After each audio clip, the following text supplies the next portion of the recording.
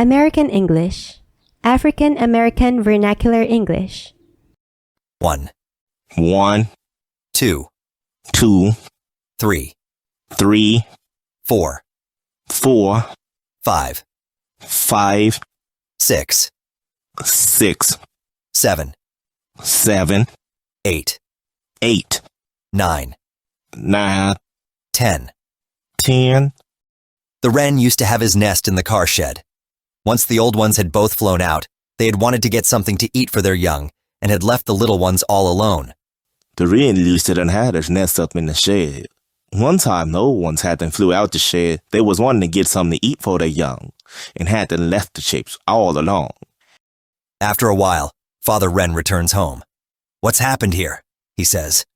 "Who harmed you, children? You are all terrified." After a while, Daddy Wren came. "What's going on up in here?" he said. "Who done caused your harm, children? You're all terrified."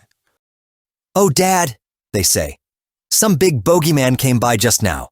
He looked so fierce and horrible. He stared into our nest with his big eyes. That scared us so." "Oh, Daddy," they say. "Some big old boogeyman came by just now. He looked all mean and scary. He was all peeking up in our nest with his big old eyes. That really done scared us." "I see," Father Wren says. "Where did he go?" "Well," they say, "he went down that way." "I see," said Daddy Wren. "Where he done went off to?" "Well," they said, "he done went down that way." "Wait," Father Wren says. "I'll be after him. Don't you worry now, children. I'll get him." Then he flies after him. "Hold up a minute," Daddy Wren said. "I'ma go after him. Don't y'all worry none, children. I'll get him." Just then, he flew out after. When he comes around the bend, it is the lion who is walking along there. Just as he came out in the bend was the lion who he saw walking along.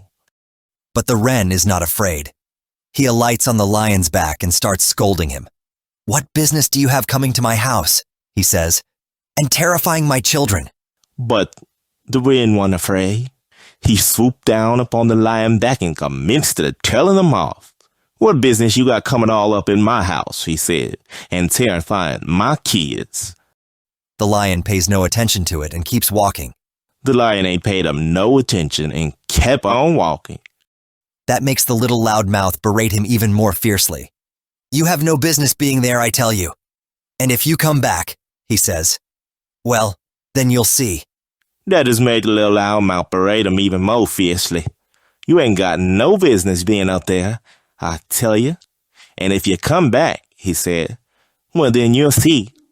"I don't really want to do it," he says, and finally lifts one of his legs. "But I'd break your back with my leg in a second."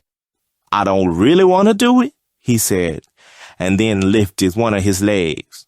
"But I'll break your back with my leg in a second." Thereupon he flies back to his nest. "There you go, children," he says. "I've taught that one a lesson. He won't be back." At that, he flew back to his nest. "There y'all go, children," he said. "I done taught that fool a lesson. He won't be coming back."